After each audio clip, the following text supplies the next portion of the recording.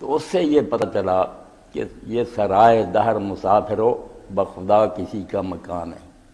اس دنیا کو جب ہم اپنا ٹھکانہ سمجھے بیٹھے ہیں نا، تو شاعر نے بڑی پتے کی بات کہی، یہ سرائے دہر، یہ دنیا کی سرائے ہے۔ چنانچہ واقعات لکھے ہیں نیک لوگوں نے کہ ایک درویش آ کر ایک بادشاہ کے محل میں ٹھہر گیا۔ سپاہیوں نے سے کہا کہ بھائی جا کر سرائے ہے بادشاہ نے بنائی ہوئی شہر میں، وہاں رہو۔ اس نے کہا یہ سرائے ہے یار، میں یہاں ہی ٹھہروں گا۔ معاملہ بادشاہ سلامت تک گیا، مسلمان صاحب بادشاہ۔ اس نے کہا اللہ کے بندے سرائے میں انتظام ہے، خادم ہے، ہر طرح صورتیں۔ اس نے کہا حضور یہ محل کس نے بنایا تھا؟ انہوں نے بتایا اپنے دادا پردادا کا۔ وہ کہاں ہے؟ چلے گئے، ابا جی چلے گئے۔ اس نے کہا حضور سرائے اسی کو کہتے ہیں جس میں لوگ آتے ہیں اور جاتے ہیں۔ تو یہ سرائے دہر مسافر ہو، ہم سب کو کہا کہ تم مسافر ہو، تم بھولے بیٹھے ہو کہ ہمارا یہ گھر ہے۔ گھر تو نہیں، اصل میں تو سفر ہو رہا۔ جس دن سے تم آ گئے ہو واپسی سفر تو شروع ہو گیا۔ جو وقت ملا تھا تمہیں 60-70 سال یا 50 ہے، ان میں سے ہر لمحہ کم ہی ہوتا جاتا۔ غافل تجھے دیتا ہے یہ گھڑیال منادی، جب بولتی ہے گھڑی ٹن ہوتا، ہم کہتے 1 بج گیا 2 بج گیا، وہ کہتا سمجھا بھی ہے کہ وہ کیا کہہ رہا ہے۔ غافل تجھے دیتا ہے یہ گھڑیال منادی، گردوں نے گھڑی عمر کی ایک اور گھٹا دی، تیری عمر میں سے 1 گھنٹہ اور کم ہو گیا۔ تو یہی بات کہی کہ یہ سرائے دہر مسافر ہو بخدا کسی کا مکان۔ کہتا اللہ کی قسم یہ جگہ جو ہے تمہارے رہنے کی نہیں ہے، جو لوگ مقیم تھے کل یہاں کہیں آج ان کا نشان ہے۔ جس مکان اور کوٹھی میں رہتے تھے آج وہ کہاں چھوڑ کر چلے گئے۔ تو اللہ رب العالمین نے ان آیات میں یہ بات سمجھائی ہے کہ یہ جو سفر ہے نا آخرت کی طرف، اس سے لوگوں کو غافل کرنے کے لیے ایک جو فتنہ ہے نا وہ کثرت کا ہے کہ زیادہ لوگ دنیا میں اللہ کو بھولے گا، وہ اسی دنیا میں مگن ہے، اسی کے پیچھے دوڑ رہے ہیں۔ یہ ایک بڑی آزمائش ہے جو راہ حق پر چلنے والوں کو پیش آتی ہے۔ وہ نیک بننا چاہتے ہیں مگر وہ سارے معاشرے میں دیکھتے ہیں ساری دنیا جس طرف کو جا رہی، بالکل جیسے دریا کا بہاؤ ہوتا نا، دریا ادھر کو بہ رہا، یہ مخالف سمت میں تیرنا چاہتے ہیں۔ یہ بہت بڑی آزمائش اور امتحان ہے جو دین کے راستے میں اللہ تعالیٰ نے خود ہی رکھ لیا۔ فلا تعجب کا کثرتم، اسی لیے اللہ کہتا ہے زیادہ کو اگر تو دیکھے گا نا وین تو اکثر من فی الارض یضلوک عن سبیل، اگر تم نے یہ دیکھا نا کہ لوگ زیادہ کیا کر رہے ہیں تو زیادہ لوگوں کی پیروی کی تو گمراہ ہو جاؤ، اللہ کا راستہ چھوٹ جائے گا۔ یہ بھولے ہوئے ہیں، انہیں شیطان نے اغوا کر لیا ہے، یہ رہ روے پشت بمنظر ہے۔ مولوی صاحب نے وہ ربائی صاحب میرے ذہن میں نہیں، وہ آخری مصرع یاد ہے، وہ کہتے ہیں اسلامی تہذیب کا پھر بھی گئے گزرے دور میں اثر یہ ہے کہ ایک بادشاہ جو عیاشی تھا اور مغلی شاید ہوگا، اس نے محل بنایا مگر وہاں جو بیٹھنے کی اس کی جگہ نا وہاں بھی یہ ربائی لکھی ہے، اور آخری جو ہے نا مصرع یہی تھا رہ روے پشت بمنظر ہوشیار ہوشدار، کیا ہے وہ مسافر جس نے جدھر جانا ہے اس کو پشت کی ہوئی، جدھر جانا نا ادھر کو پیٹھ کی دوسری طرف کو جا رہا، تو لکھا ہے رہ روے پشت بمنظر، اے وہ مسافر جس نے اپنی اصل منزل کی طرف سے منہ موڑ کر ادھر پیٹھ کر لی، ہوش کر۔ وہ کہتے ہیں پھر بھی اسلام کا اثر ہے کہ اتنی عیش و عشرت کی جگہ پر بھی یہ لکھوایا ہوا کہ یہ دنیا رہنے کی جگہ نہیں، عیاشی میں غرق نہ ہو۔ مگر یہ چیز جب انسان دیکھتا ہے نا کہ سارے لوگ یار یہ کر رہے ہیں، یہ رسم و رواج ہے، یہ معاشرے میں ہو رہا، تو یہ بھی بھٹک جاتا، گمراہ ہو جاتا۔ تو اللہ تعالیٰ فرماتے ہیں کہ جن لوگوں نے اپنا دین صرف کھیل تماشے کو بنا لیا، ان کی رویہ یہی ہے کہ عیاشی کرو، کھیلو، شغل میلے میں زندگی گزارو، بس یہی کہتے رہو صبح جام سے گزرتی ہے شام دل آرام سے گزرتی ہے۔ صبح شراب پیو، رات کو کوئی خوبصورت عورت جو اس کے ساتھ گزارو، صبح جام سے گزرتی ہے شام دل آرام سے گزرتی ہے، عاقبت کی خبر خدا جانے، اب تو آرام سے گزر رہی۔ عام لوگوں کی روش یہ ہے، نادان ہے، راہ روے پشت بمنظر ہے، مسافر ہیں مگر جدھر جانا ادھر پیٹھ کی ہوئی ہے۔ تو پھر یہی بات ہوگی نا، ترسم کے بکابہ نہ رسی آیا رابی کی راہ کے تو می روی ب ترکستان، جانا مکے چاہتا ہے، منہ ترکستان کی طرف ہے، تو کہتا ہے بدو تو کبھی مکے نہیں پہنچ سکے گا، کیونکہ جس راستے پر تو چل رہا ہے تو ترکستان کو جاتا، یورپ کو نہیں جاتا۔ تو ہم سارے وہ نادان مسافر ہیں جن نے جانا اللہ کی طرف ہے. قرآن براؤ الہ ترجم، تمہاری واپسی ادھر ہو رہی ہے، جہاز لے کر اڑ رہا، جا رہے ہو لمحہ لمحہ خدا کی طرف.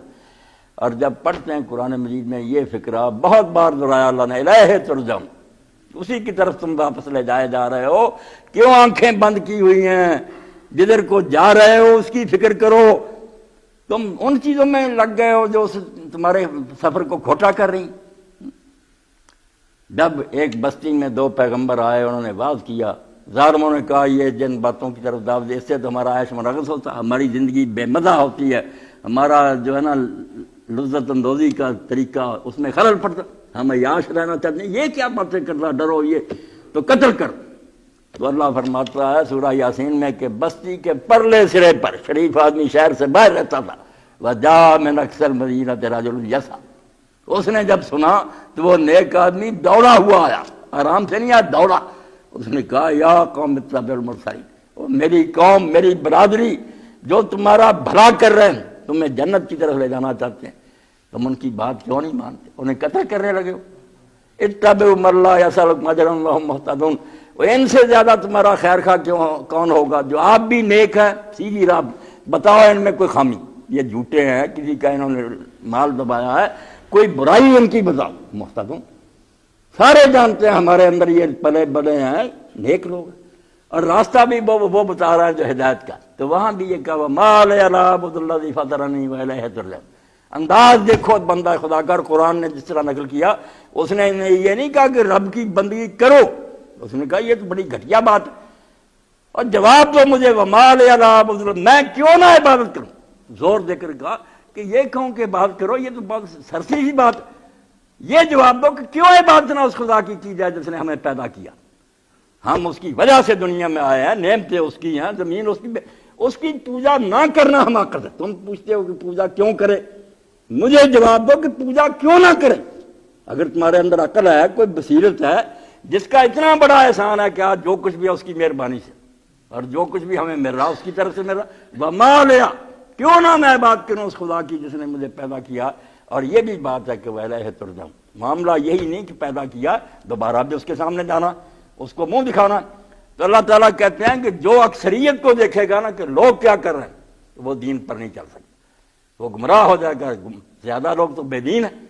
وَإِن تُطِعْ أَكْثَرَ مَنْ فِي الْأَرْضِ يُضِلُّوكَ، اب بھی لوگ حوالہ دیتے ہیں کہ یار تم 2-4 آدمی عقل مند ہو. یہی پیغمبروں کو لوگ کہتے تھے کہ رجل رشید تم ہی، صرف تمہیں عقل مند پیدا ہوا، باقی سارے بیوقوف. اللہ کہتا ہے یہی تو راستے میں پتھر ہے جہاں لوگ ٹھوکر کھاتے ہیں کہ اکثریت کیا کر رہی ہے. اکثریت تو گمراہوں کی ہے. یہ پشت منظر ہیں، وہ مسافر ہیں جنہوں نے اصل منظر کی طرف پیٹ کی ہوئی. اصل وہ ہے عقل مند، بے شک وہ تھوڑے ہیں، قلیل من عبادی الشکور، میرے بندوں میں سے بہت تھوڑے ہیں جو اپنی زندگی کا حق ادا کر رہے ہیں، وہ نعمت کا حق ادا کر رہے ہیں. وہ جانتے ہیں کہ یہ رہنے کی جگہ نہیں، چند روز ہم یہاں ٹھہرے ہوئے، واپس جانا اور کوئی سامان لے کر جانا چاہیے، کوئی زیادہ رکھ. تو اللہ فرماتا ہے وَذَرِ الَّذِينَ اتَّخَذُوا دِينَهُمْ لَعِبًا وَلَهْوًا وَغَرَّتْهُمُ الْحَيَاةُ الدُّنْيَا. یہ اکثریت جنہوں نے صرف کھیل تماشے کو اپنا طریقہ بنا رکھا ہے، موج کرو بس، سنیما دیکھو، شراب پیو، عورتوں کے ساتھ خوش گپیاں کرو، جو بدماشی ہو سکتی کرو، باب اور بیش کوش کے عالم دوبارہ رہے. ان لوگوں کو چھوڑ دو، ان سے کوئی رابطہ نہ رکھو، ان کی محفلوں میں نہ جاؤ، ان سے میل جول نہ رکھو، یہ سانپ ہے، تمہیں بھی دس دیں گے، گمراہ کر دیں گے. چھوڑ دو ان لوگوں کو جنہوں نے صرف کھیل تماشے کو اپنی روش بنا رکھا. وغرتہم الحیات الدنیا، اور جن کو اس دنیا کی زندگی نے دھوکے میں ڈال رکھا. یہ سمجھتے ہیں ابھی تو کوئی نہ فرشتہ ہے، نہ جنت ہے، نہ دوزخ. اللہ یہ موجودہ سسٹم کو دیکھ کر نا سیٹ اپ کو کہتے ہیں کوئی نہیں حساب کتاب، کسی نے ہمیں نہیں پکڑا، دنیا کی زندگی نے میں فریب دے دیا ہے. وذکر بی ان تبصر نفس بما کسبت، مگر اللہ کہتا ہے تم جنہیں اللہ نے ہدایت دے دی ہے، دین کی سمجھ آئی، تم اپنی ذمہ داری ادا کرتے رہو کہ قرآن کے ذریعے انہیں بھی نصیحت کرتے رہو، انہیں بڑھاؤ نہ، جہاں تک تمہارے بس میں ان کے کانوں تک آواز پہنچاؤ کہ تم ہمارے بھائی ہو. خیر خواہی بھائی تمہاری یہ ہے کہ قرآن کہتا ہے عدالت لگنے والی ہے، حساب ہونے والا ہے. جو تم یہاں بول رہے ہو دنیا کھیتی ہے، آخرت سندی، خود حضرت فرمایا یہ جہاں جو بیجو گے وہی کاٹو گے وہاں. اس لیے کر لو کام، وذکر بی، قرآن کے ذریعے نصیحت کرتے رہو، ان تبصر نفس بما کسبت، کتنی ہمدردی سے اور پیار سے اللہ نے کہا ہے کہ یہ نصیحت اس لیے کرنی ہے کہ کوئی نادان اپنی بیوقوفی سے اپنے کیے ہو کرتوتوں میں پھنس نہ جائے، کہیں یہ تباہ نہ ہو جائیں، کسی عیش و عشرت میں پڑے رہیں، وقت آ جائے پھر دو چیخیں اور پھر کہیں نیک بندوں کی عادت میں ہمیں کیوں نہ سمجھا۔ اس لیے تم اپنا کام کرتے رہو، سمجھاتے رہو، درس دو، کتابیں تقسیم کرو، واعظ و تبلیغ کرو، کہیں یہ اپنے کیے میں پھنس نہ جائیں۔ پھر لیس لہا من دون اللہ ولی ولا شفیع، جب پھنسیں گے تو نہ کوئی مددگار ملے گا۔ ولی کون ہے؟ جو زبردستی چھڑا لے، نہ تو ایسا کوئی آئے گا کہ جس میں اتنی پاور ہو کہ خدا کی عدالت میں وہ زبردستی چھڑا کر لے جائے، کوئی نہیں آئے گا۔ ولا شفیع، اور نہ کوئی سفارشی ہوگا کہ زبردستی چلی منت ترلے سے خدا کو منا لے کہ یہ اپنا ہی بندہ چھوڑ دے، فرمایا نہیں، نہ کوئی حامی آئے گا نہ کوئی سفارشی آئے گا۔ وَإِن تَعْدِلْ كُلُّ عَدْلٍ، اور یہ بھی ایک صورت ہو سکتی ہے کہ کوئی آدمی معاوضہ دے کر کہ چلو میں اتنا تاوان بھر دیتا ہوں، جو جرمانہ ہے میں دے دیتا ہوں، حالانکہ وہاں کسی کے پلے کچھ نہیں ہوگا، مگر اللہ تعالیٰ فرض کر کے کہتے ہیں کہ اگر بالفرض زمین و آسمان کے خزانے بھی اس کے ہاتھ میں آ جائیں اور یہ سارے دے کر چاہے کہ میری جان چھوٹ جائے، لا یؤخذ منہا، وہ عوض پھر قبول نہیں کیا جائے، کوئی معاوضہ نہیں خدا نے لینا، نہ حامی آنا ہے نہ سفارشی۔ اس لیے اس مصیبت میں پھنسنے سے پہلے بن جاؤ انسان صحیح۔ اولئک الذین ابصروا بما کسبوا، ایسے لوگ جب عیش و عشرت میں پڑے ہوئے نا، اس دن اپنی کرتوتوں کی وجہ سے مصیبت میں پھنس جائیں گے، ہلاک ہو جائیں گے، کوئی چارہ نہیں ہوگا نکلنے کا۔ لہم شراب من حمیم وعذاب علیم بما کانوا یکفرون، اللہ پناہ دے، اللہم اجرنا من سائر انواع العذاب۔ اللہ فرماتا ہے لہم شراب من حمیم، اس دن انہیں پینے کے لیے جب پانی ملے گا نا، وہ بھی شاور آ رہا ہے آگ کی طرح، ویسے پگھلا ہوا تانبا اتنا گرم، جاتے ہی انتڑیاں کاٹ کر باہر پھینک دے گا، وہ انہیں پانی دیں گے ہم۔ وعذاب علیم، اور دردناک عذاب ہوگا، میں جیل میں بند نہیں ہوگے، انتہائی سخت عذاب، بما کانوا یکفرون، اللہ کسی پر ظلم نہیں کرے گا جو کچھ وہ انکار کرتے تھے، نہیں مانتے تھے کہ کوئی خدا نہیں، کوئی حساب کتاب نہیں، کوئی شریعت نہیں، یہ مانتے نہیں تھے، اس کا بدلہ یہ انہیں میرا کیا بھگت رہے ہیں۔ اگر مان لیتے اور انسان بن کے رہتے، اللہ کا حکم مانتے، کیوں پھنستے؟ وَلَا نَدْعُو مِن دُونِ اللَّهِ مَا لَا يَنفَعُنَا وَلَا يَضُرُّنَا۔ اب یہ اکثریت کیا کرتی؟ آپ بھٹکے ہوئے ہیں، گمراہ ہیں، دو چند بندے نیکی گناہ کہتے ہیں یار کیوں بھوکے مر رہے ہو، بچوں کو بھوکا مار رہے ہو، ہمارا طریقہ اختیار کرو، رشوتیں لو، شرابیں پیو، ایسے سے۔ تو کہا اللہ کے رسول کہہ دے کہ کیا ہم تمہاری بات مان کر ان کی پوجا شروع کر دیں، ان کو خدا مان لیں جو نہ نفع دے سکتے ہیں نہ نقصان دے، نہ سنوار سکتے ہیں کوئی، اللہ کو چھوڑ دیں تمہارے کہنے پر جو زمین و آسمان کا مالک ہے، اور ان کی پوجا کریں، کسی دربار پر سجدے کریں، کسی بادشاہ کے جا کر قدموں میں گر جائیں۔ تم ہمیں یہ کہہ رہے ہو کہ اصلی خدا کو ہم چھوڑ دیں جو ہمارا سچا مالک ہے، اور ان کی بندگی اور پوجا شروع کر دیں جن کے ہاتھ میں ذرا نفع و نقصان نہیں، بلکہ خود ان کا نفع و نقصان بھی ان کے ہاتھ میں نہیں ہے۔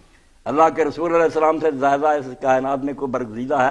اللہ نے قرآن میں کہا کہ کہہ دے لا املک لنفسی ضرا ولا نفع، میں تو اپنے نفع نقصان کا بھی مالک ہوں، جو اللہ چاہتا میرے ساتھ ہوتا۔ کیا ہوا؟ اللہ کے رسول علیہ السلام کو آخر عمر میں اللہ نے ایک بیٹا دیا، پہلے ہی فوت ہو گیا مکہ، یہ آخر میں ملا حضرت ابراہیم علیہ السلام، چھوٹا سا فرزند، آپ نے پالنے کے لیے ایک عورت کے حوالے کر دیا، اس کے گھر آپ جاتے رہتے تھے، پیار کرتے۔ تو صحابہ کہتے ہیں صحیح بخاری شریف میں کہ آپ ایک دن گئے، اس کا وقت آخر آیا ہوا تھا، آپ نے اس طرح اٹھایا اور آنسو ٹپ ٹپ گرے، تو لوگوں نے کہا اللہ کے رسول آپ بھی رو رہے؟ فرمایا ہاں یہ تو رحمت ہے جو اللہ نے ایک دوسرے کے لیے دل میں رکھ دی ہے، جو اتنا بھی نہیں پھر تو پتھر ہے اس کے سینے میں، ایک بچھڑ گیا باپ بھائی، اگر آنسو بھی نہیں نکلتا تو یہ کوئی بہادری نہیں، سخت دلی ہے۔ تو ساتھ ہی فرمایا ابراہیم تیری جدائی سے ہم غمگین ہیں، مگر منہ سے وہی کہیں گے جو اللہ کو پسند ہے کہ انا للہ و انا الیہ۔ صاف فرمایا انا بفراقک لمحزون، غم سے دل تو اس وقت ٹکڑے ٹکڑے ہو رہا، تو اللہ